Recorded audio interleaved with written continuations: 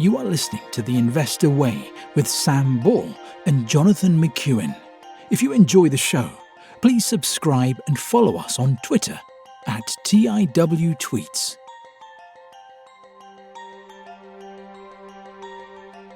Hello, welcome to The Investor Way with me, Sam Ball, and my co-host John McEwen. In this week's episode, we're going to be discussing Ashtead, Ted Baker, Balfour Beattie, DS Smith, and Airbnb. So, John, shall I kick us off with Ashtead? Yeah, go ahead, Sam. So, do you know much about Ashtead? I don't. I think you're going to have to explain it. Yeah, so I knew nothing about it prior to this. So I had a look on their website, and their website is probably, like, for investors, it's probably got everything you could want on it. Like, it was just so easy to navigate and, like, getting an understanding of the company. I thought that I'd have to give a shout out to their website because I thought it was fantastic. So just the about us of their website. So I'll just go through some of the stuff on there. Ashtead is an international equipment rental company with national networks in the US, UK, and Canada, trading under the name Sunbelt Rentals. So their last 12 months revenue was £4.979 billion. They have 18,607 employees, which compares to 19,284 in April 2020. They have rental assets of over 815,000, which compares to 770,000 in 2019.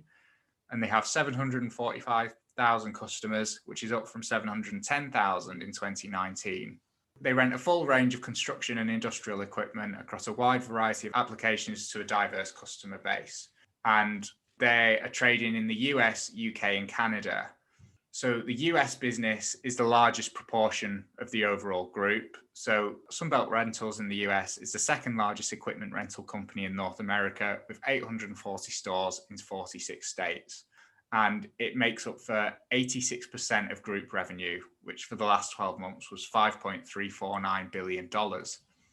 Sunbelt Rentals in Canada has a market share of 4% with 75 stores, and that makes up 5% of group revenue. And Sunbelt Rentals in the UK is the largest equipment rental company in the UK with 193 stores, and that makes up 9% of group revenue. So it's primarily US based, which I think it's fair to say is quite unusual for a FTSE company. Yeah, but it's had huge growth. Over the last decade, it's grown from less than £1 a share to over £33, closing last week. Yes. So they have released their half-year results to 31 October 2020. So first half revenues fell 4% to 2.3 billion, which followed a 1% decline in rental revenue for the second quarter. Underlying profit before tax fell 21% to 538 million, although the 7% decline in Q2 was less severe than the decline in Q1. The group declared an interim dividend of 7.15p per share, which is in line with last year. So to split it by segment, total revenue in the US fell 4.9% to $2.7 billion. And the specialty business revenue grew 12%, with general tools falling 8%. Underlying profits for the US region fell 17.5% to $781.6 million. Canada reported a 17% increase in rental revenue. However, that reflected an acquisition of William F. White. And if you take that out, revenue fell 8%. Total revenue for the region was $220.2 million, with profits falling from $40.4 million to $33.2 million. And UK rental revenue fell 2% to £172 million, and total revenue rose 6.5% to £272.6 million. Underlying profit for the region fell from £30 million to £20 million. The group reported a significant decline in capital expenditure year on year, with net expenditure of just £192 million compared to £886 million in 2019. This is ahead of the group's plans, so expectations for full year capital expenditure have increased from £500 million to between £650 million and £700 million. As at 31 October 2020, the fleet was valued at £9.1 billion with an average age of 39 months, which compares to an average age of 33 months in 2019. Free cash flow for the quarter came in at £822 million, which was mainly due to the decline in capital expenditure. As a result, net debt fell from £5.2 billion to £4.7 billion, which is 1.7 times cash profits and comfortably within the group's target range. In terms of valuation, Ashtead is trading at a 12-month forward price to earnings ratio of 21.4, and that compares to a 10-year average of 15.1. And prospective dividend yield is 1.3%. So, John, any thoughts on Ashtead? Well, like I say, it's a company that I hadn't heard of or done any research on. But the more I hear about it, the more I like it. And I think probably going forward with infrastructure and maintenance markets potentially returning to normal after the rollout of a vaccine, I think the future could be very positive for it. I really liked it. Again, I'd not looked at it before. If you just told me what it does, it probably wouldn't be something I'd been particularly keen to look at. But having looked at it, it looks like quite an impressive business. It does indeed. So a couple of other points that worth noting is that because it's renting out construction equipment, it is a cyclical business. So it's like the construction industry. It's going to rise and fall with the general economy.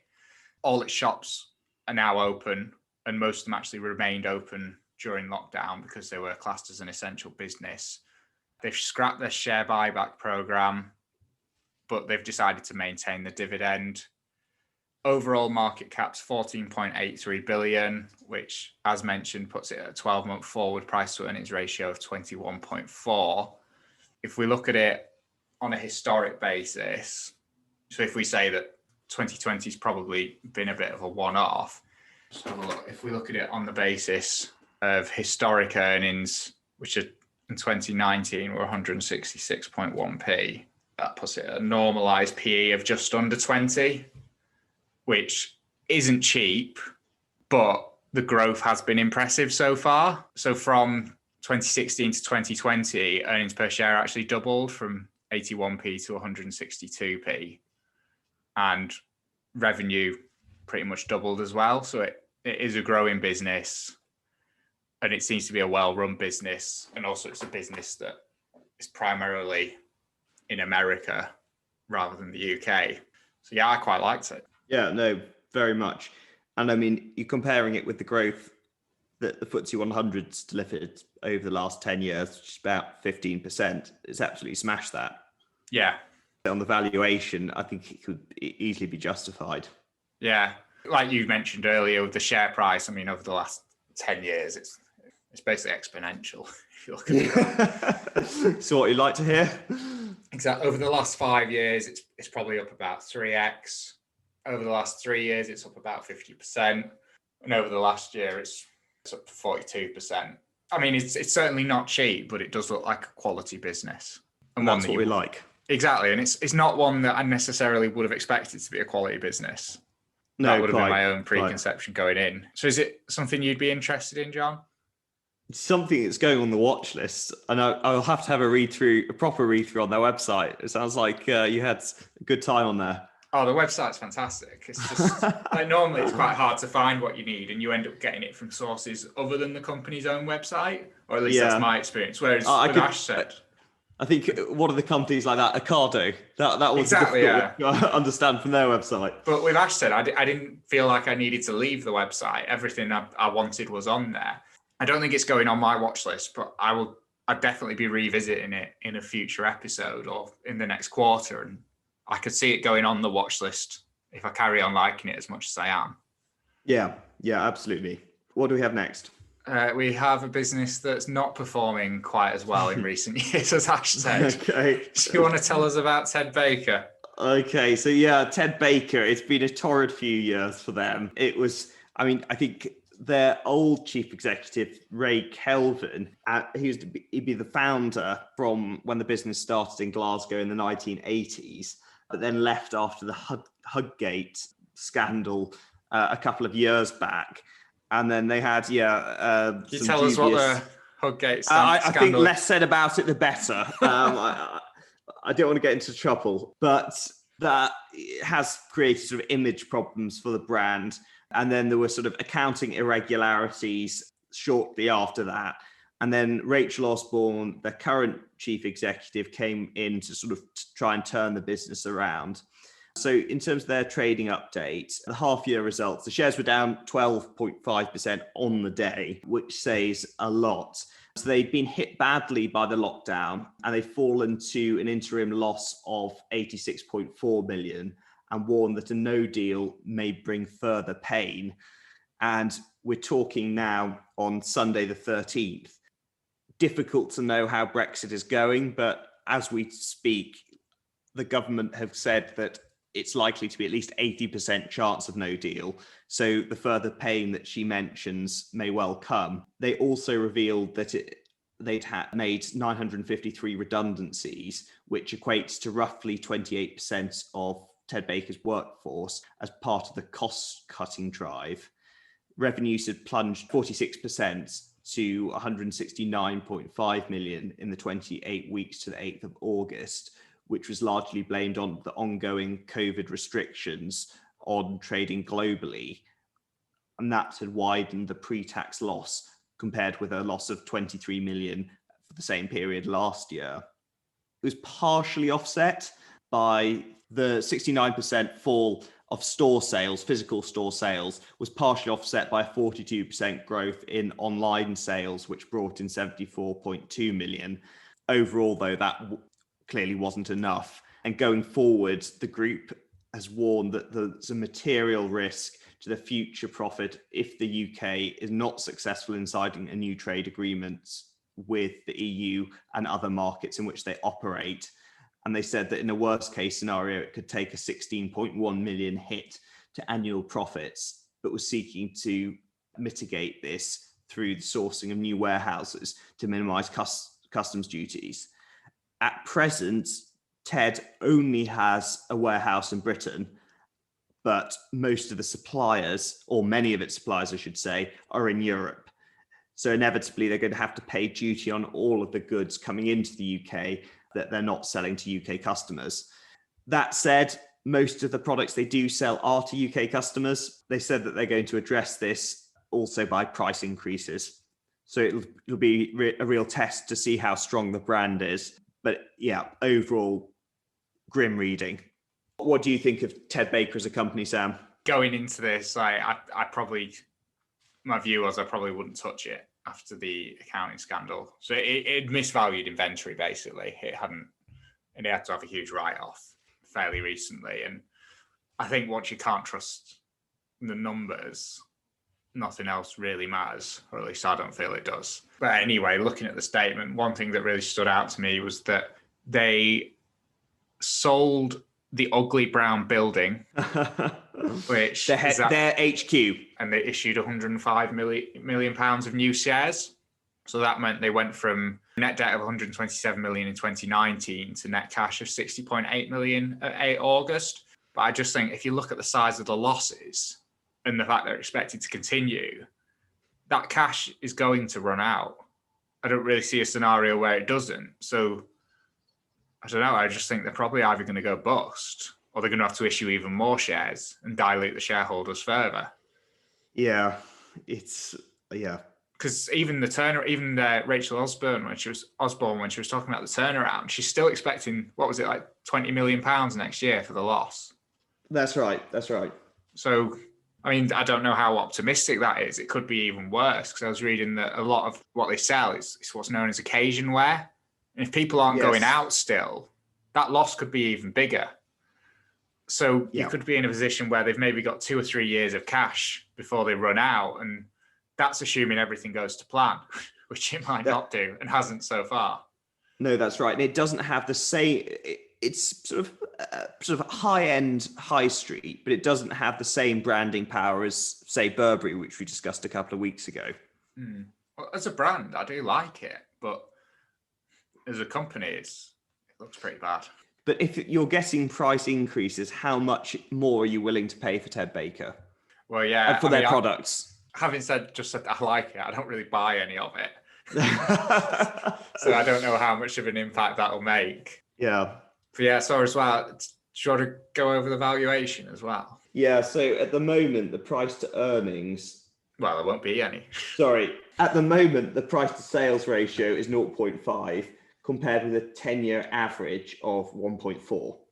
That 10-year average, for example, it was only in the last few years ago that it's been in serious danger of going bust. So that 10-year average is pretty useless because the business is in a very, very different state than it was 10 years ago. It is. And in terms of the share price, let's have a look at that.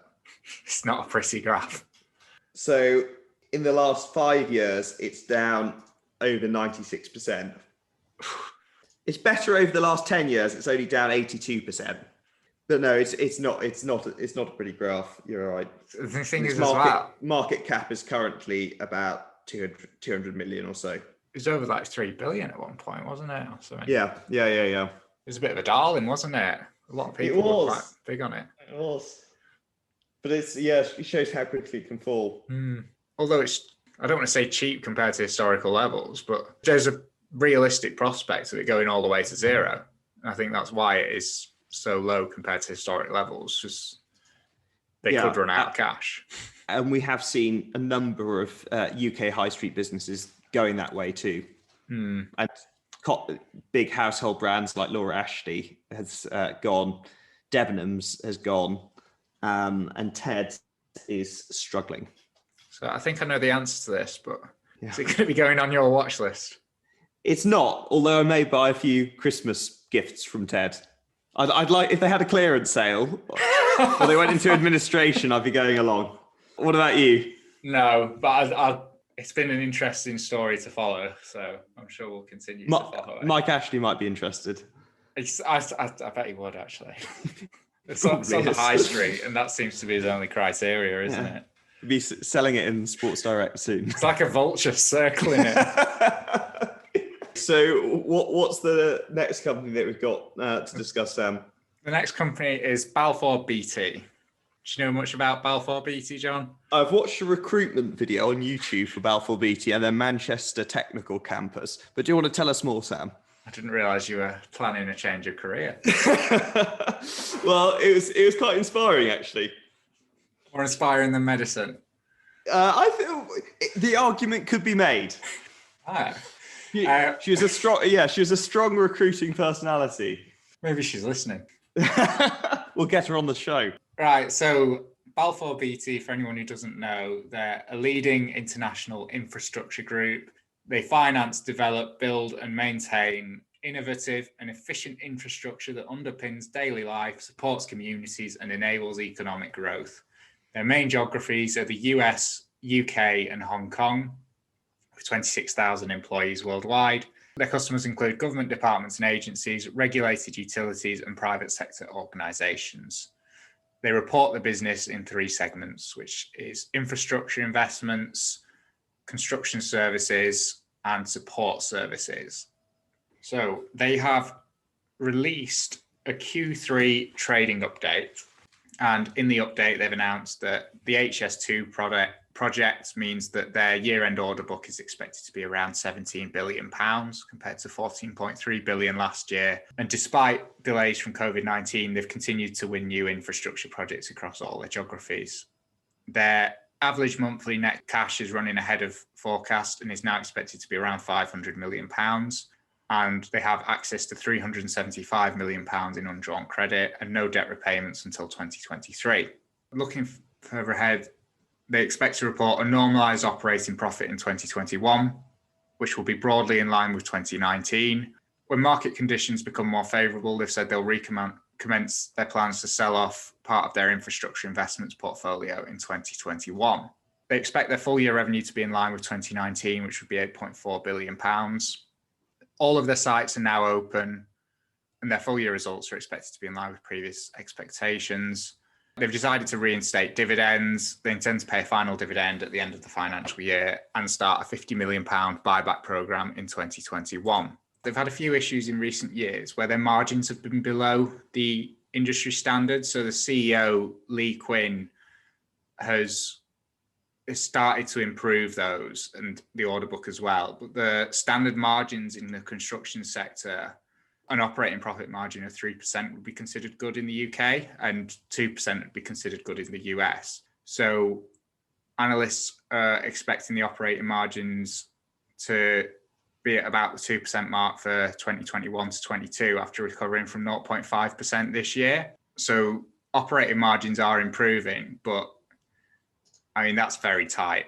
No, it's very tight. It's competitive, and it could be quite cyclical on infrastructure spending. Well, yeah, I'd imagine it would be, yeah. At the moment, they've got part of the HS2 contract and some of the contracts for Hinkley Point, the nuclear power station in Somerset. Yeah, so in terms of the valuation, they've got a 12-month forward PE ratio of 13.7 compared to a 10-year average of 12.9 and a prospective dividend yield of 2.5%. And they've got a market cap of £1.84 billion. So the trading statement seemed pretty good. It's just, I wouldn't be attracted to an industry where the margins are that low and the industry's that competitive. Yeah, I would side with you on that one as well. Because, you know, if the company's clearly not doing badly, and the shares have reflected that. It's been up 30% the last few months, but it's just the market that it's in. And the CEO's clearly done a good job improving the margins as well and getting them up to the industry standard. And he has done a good job with the order book. But, you know, even if they're the most competitive player in that industry, it's just such a competitive industry that I don't know. It's not really something I'd like to be in. No, same. And it's not the cheapest company either. No, especially, I mean, I suppose 12-month forward of 13.7 for a cyclical, that is quite high given, I want to say given where we could be in the market cycle, but I guess that maybe includes, maybe people are expecting a lot of infrastructure spending by the government to try and stimulate the economy, and that's priced in. That is probably I'd say that's probably quite an accurate description of it as well. I think that will be priced into it. 13.7 for a cyclical, it seems. Well, it's interesting because the next company that we're going to discuss has a very similar price to earnings, a very similar valuation, but I would argue that the fortunes are maybe quite different, and it's a company that I might be interested in investing at that valuation. Interestingly, it's also probably fair to describe it as a cyclical as well. It's a good one. It's a cyclical, but attempting to become less cyclical. Okay. So we'll expand on that. So the company is DS Smith. So it's one of the UK's largest box makers. Half-year results, DS Smith reported that half-year revenue, I should say, fell by 10% at constant exchange rates to 2.9 billion, reflecting, and that's billion pounds, to clarify, reflecting lower volumes and pricing, which combined with changes in the product mix, fed into a 55% decline in pre-tax profits to 97 million. However, the trends in the second quarter compared with the first has led the group to declare an interim dividend of 4p a share, which is a decrease from the cancelled dividend of 5.4p earlier in the year due to COVID. If we were to talk about it more generally a bit as a business, I think some of the fundamentals are quite good in the sense that the demand for boxes is increasing with online shopping, and DS Smith is locked onto that growth trend at a relatively cheap valuation of 13.4 in terms of its price to earnings. And it was even cheaper in single digits earlier this year after the lockdowns that we had in the UK. However, for a company like DS Smith, it is affected by paper prices and buying the raw materials. And recently, and generally when times are good, paper prices have been high. The business currently makes about 80% of its paper it requires for its own boxes with its pulp and paper mills, cardboard packaging factories, and recycled fiber-based materials. It uses itself and to sell to third parties. But the new strategy from the company is to reduce the amount of paper it produces to around 60% initially to make it less cyclical, in the sense that DS Smith gets raw materials cheaper when paper prices fall, and in in difficult times, but when the industry is booming and the paper becomes more expensive, its margins would traditionally be squeezed. So it would be an attempt to reverse that trend and make the business less cyclical. But 80% of its profits overall do come from the cardboard packaging that you get from companies like Amazon, for example, and some of that will come from DS Smith. So I think it's locked on to the right trends. I don't think it's that expensive, and it looks like it could deliver long-term growth. What do you think of it as business, Sam? It's a business that the more we look at it, the more I probably like it. I thought those results were pretty decent as well, especially as you mentioned in the second quarter of the half, there was a significant upturn. And year on year, the first half, although as you mentioned, revenue decreased 10% when you take into account constant exchange rates, the first half volumes, they only fell 1% year on year, which is pretty good, I think. No, absolutely. And it's got a fairly solid, over the longer term, it's delivered a fairly solid dividend and dividend growth. So you're locked onto a growth trend and you're getting a reasonable return at the same time. So it's one of those sort of FTSE 100 stalwarts that could be not a huge part of the portfolio, but a fairly sort of a chugger. Geographically, it's quite well diversified. It's not just UK. Yeah, go ahead, Sam. The revenues in Northern Europe, they fell 7% to 1.1 billion. Southern Europe fell 14% to 1 billion. Eastern Europe, revenue fell 5% to 438 million. And North America, revenue fell 10% to 279 million. So there's no clearly dominant sector. Northern and Southern Europe are about the same. Eastern Europe's just under half the size, and then North America's the smallest market at maybe a quarter, a third of the size of Northern and Southern Europe. But there's a good amount of diversification there, I think. That's right. I suppose it's difficult to know what will happen in the near term with Brexit and whether that'll impact the group at all, or whether that's sort of priced in and actually it's cheaper than it otherwise would be at this point in the cycle. That's certainly something to consider. I don't currently have shares in it, but I've been tempted over the last year. Would you invest? I like it more than the first time I looked at it. I'm warming to it. That's probably what I'd say. The yield looks good as well, though. The prospective dividend yield's 3.8%.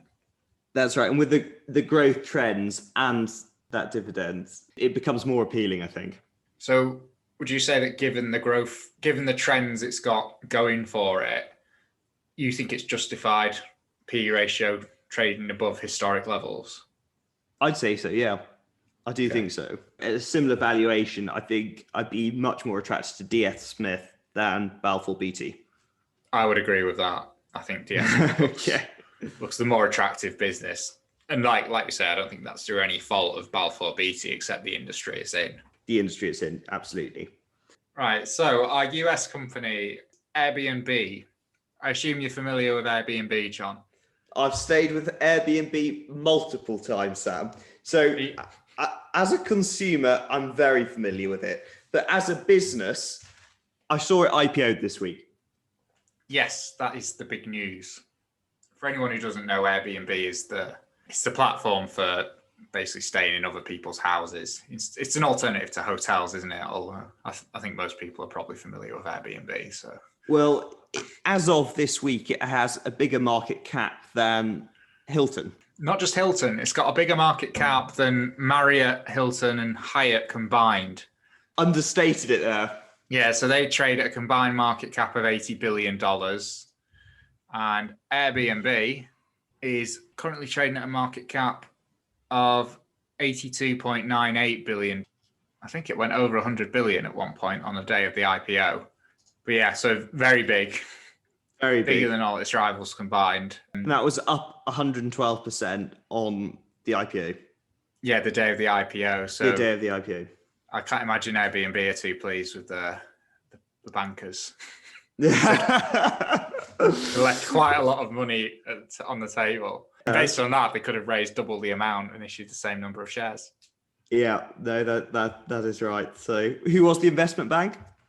Looks like Morgan Stanley were the lead underwriters. If the market cap was 100 billion, that's 21 times its revenues from last year.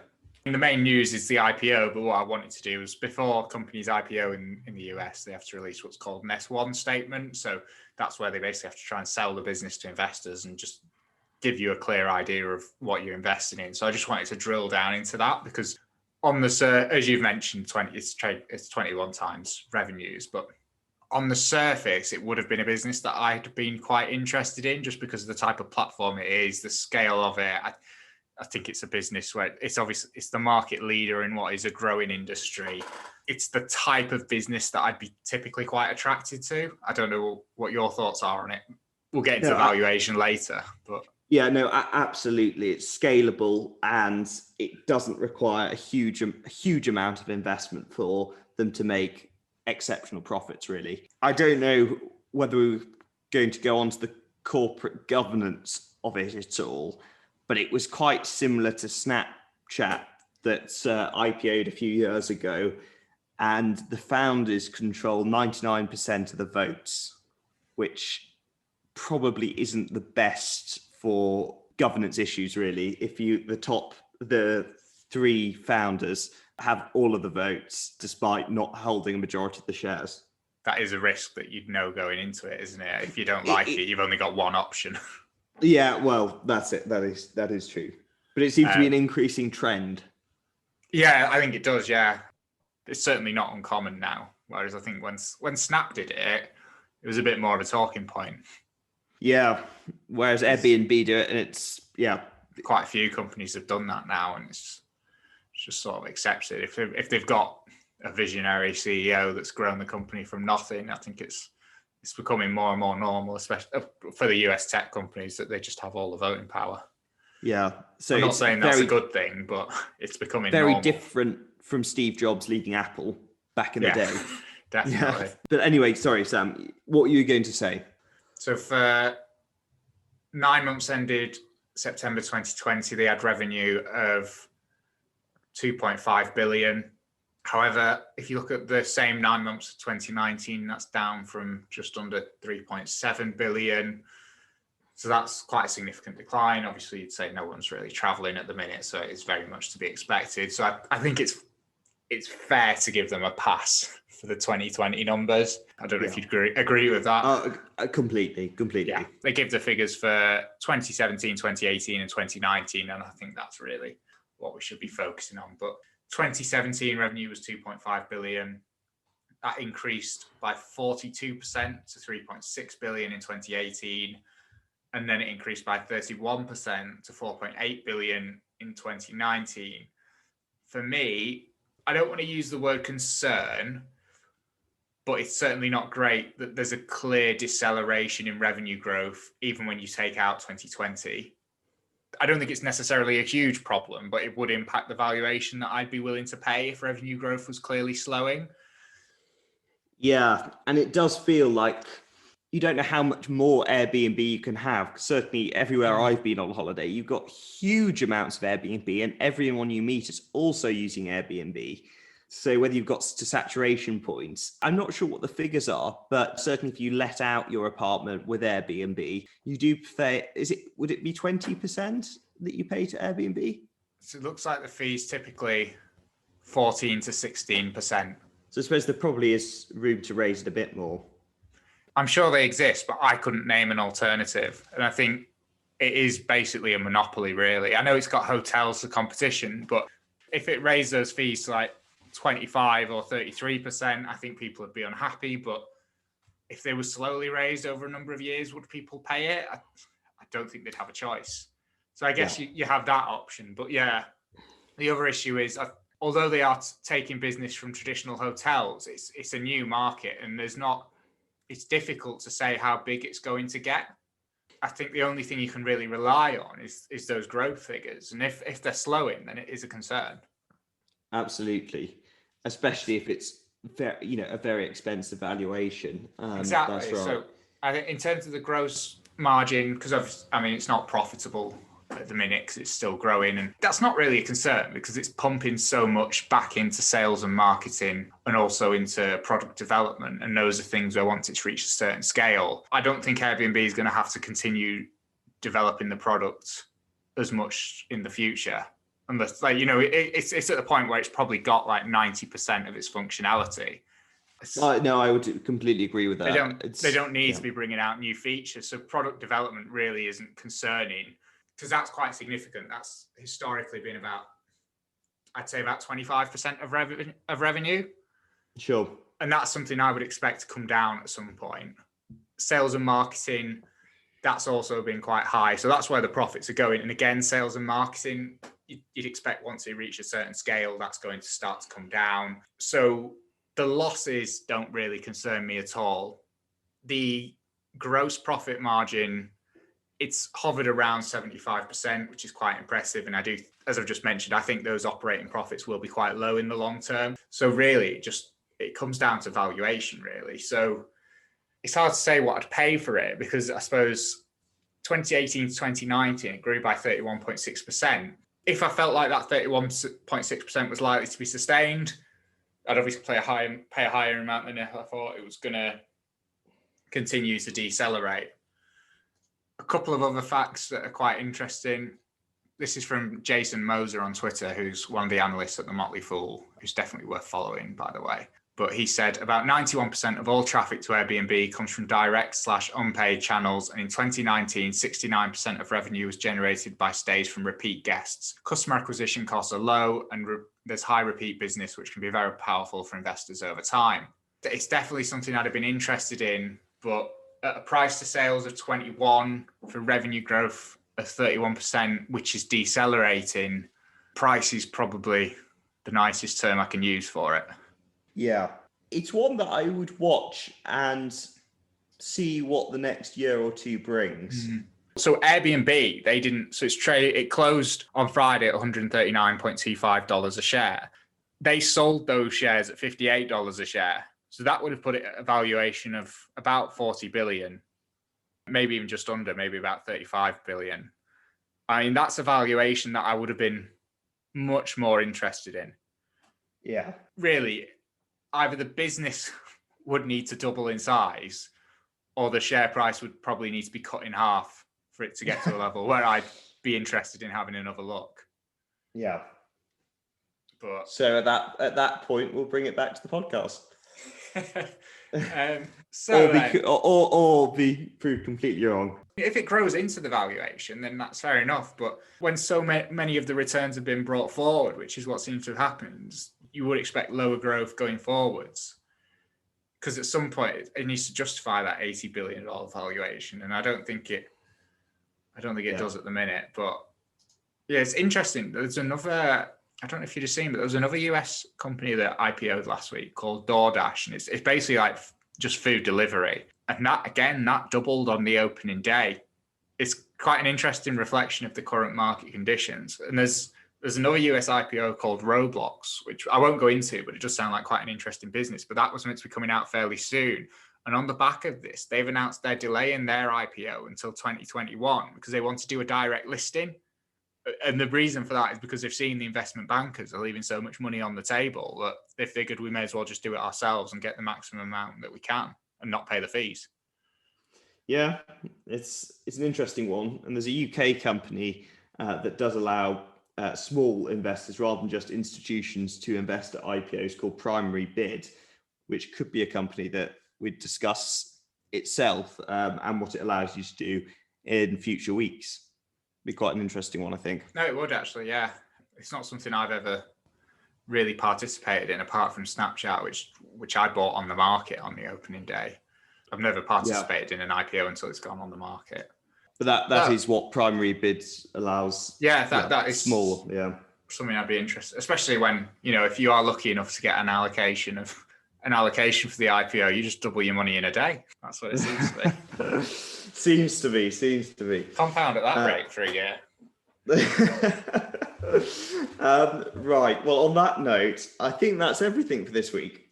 Of the 5 companies we've discussed, Ashtead, Ted Baker, Balfour Beattie, DS Smith, and Airbnb, If you had to buy one, which one would it be? At the moment, I go with DS Smith, but Ashtead, that would be the one that I'd want to research more, because potentially in the near future, that might be something I'd invest in. I'd say exactly the same. DS Smith. And Yeah. I was very impressed. I was impressed by Ashtead, so it is, again, Yeah. I'd revisit. Well, on that note, we'll see you next week. See you next week. Thank you for listening to The Investor Way. To get in touch, please follow us on Twitter at TIWTweets. This podcast is for entertainment purposes only and does not constitute financial advice. Neither Sam nor Jonathan are financial advisors. For investment advice, please consult professional advisors.